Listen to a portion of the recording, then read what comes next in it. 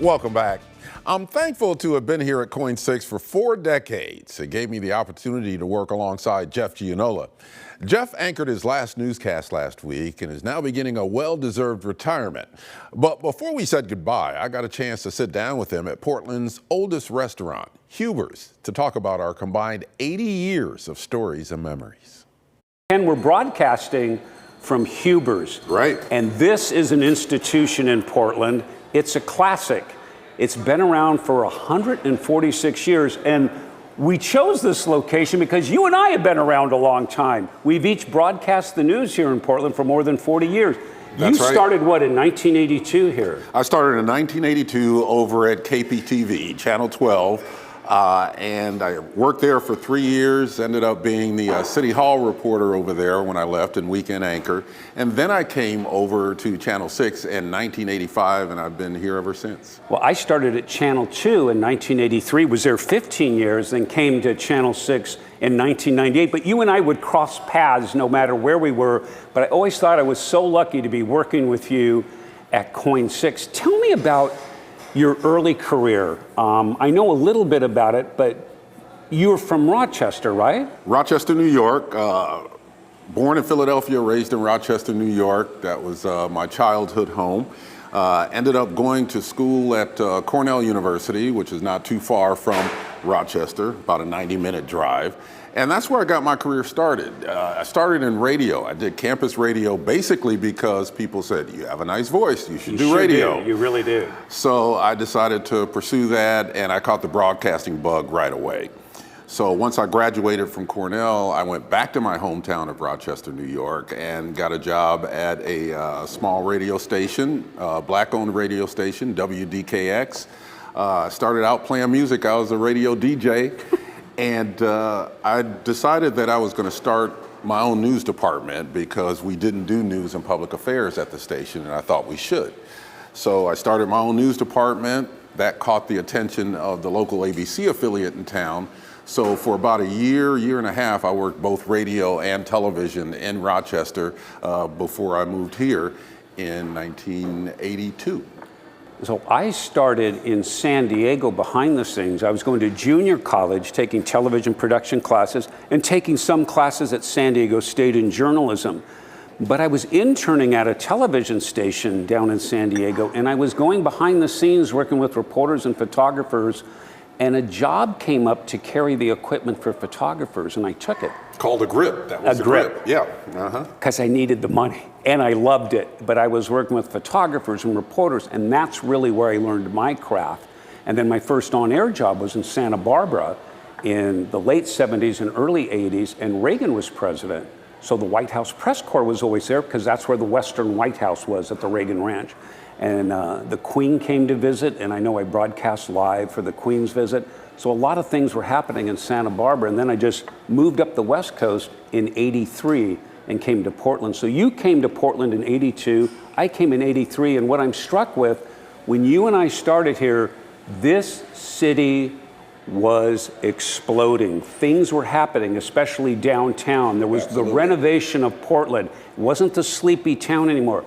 Pioneer Courthouse Square, that opens in 1984, and you think about that, I mean, that was a pretty incredible opening. I think 100,000 people downtown. What do you remember about that? I just remember that there was so much excitement about downtown becoming the beginning of a world-class city.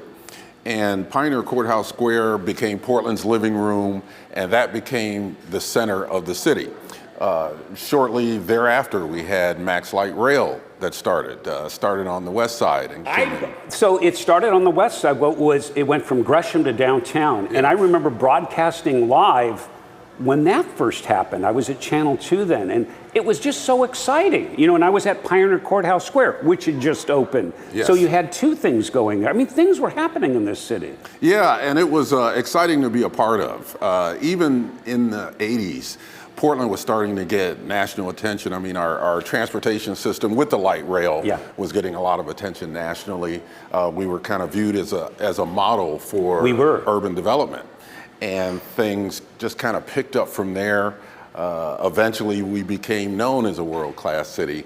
And then the pandemic happened and all of that changed. But In the 80s, this was quite the place to be. It was the up-and-coming city in America. You would have developers come from all over the country to see the miracle that was happening in Portland. They wanted their downtowns to be Portland. They say Portland has the secret with transportation, with Portland's living room, Pioneer Courthouse Square, and then the redevelopment of the old theater, the old Portland Theater, which was originally the Paramount Theater, which was Arlene Schnitzer Concert Hall. Correct. And then the building next door, which also becomes a theater, and it becomes the Performing Arts Center right in and that becomes a jewel of the city, all at the same time within a few years of each other. I mean, things were really happening here. Yeah, no doubt about it. And I'm glad that you mentioned the Arlene Schnitzer Concert Hall, because the Schnitzer family has been such a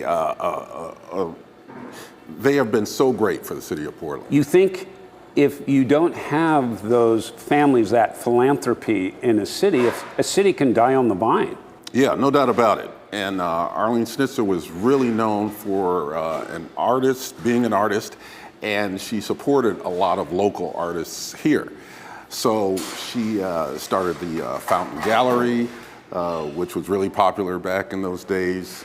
She also was just known as the major patron of the arts. And now her son, Jordan Schnitzer, local rich guy, local billionaire, he's kind of picked up that mantle from Arlene Schnitzer. And it's been great to see what he's been able to contribute as well to Portland State University, opening museums and universities. He's done a fantastic job when it comes to the arts. So when you and I are starting, it's pretty exciting times here in Portland. And then to top it all off, that image we have from 1985 of Portlandia, the statue, that copper statue coming down the Willamette, or coming up the Willamette into downtown and placed on the Portland building. I mean, that sort of caps off all that redevelopment that was going on downtown. That style of copper statue that they make, it becomes the second largest copper type statue of that type, other than the Statue of Liberty. After the Statue of Liberty. So it was a big deal, not just for Portland, but nationally, to have that be established here. Now, people still complain about the fact that it's where it's located. Where it's located. it's on the Transit Mall on the backside, what we would think of as the backside of the Portland building, even though that is the entrance. But many people thought that it should have been positioned towards the river and towards the park across the street so more people could see it. There are times you can go past Portlandia right now and not even know it's there if you're not looking for it. So I think maybe that's a good point. That continues on, that conversation and controversy. But the statue sits there on its pedestal, and it's really a symbol of Portland. When all this is going on, there is probably perhaps the biggest local political surprise.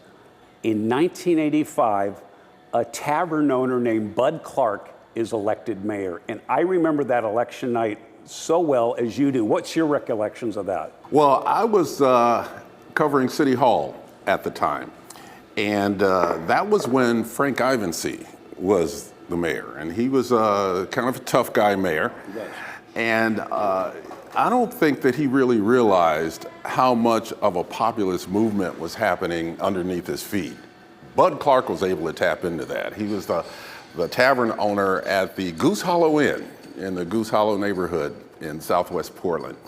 And he was just a man of the people. People called him the people's mayor.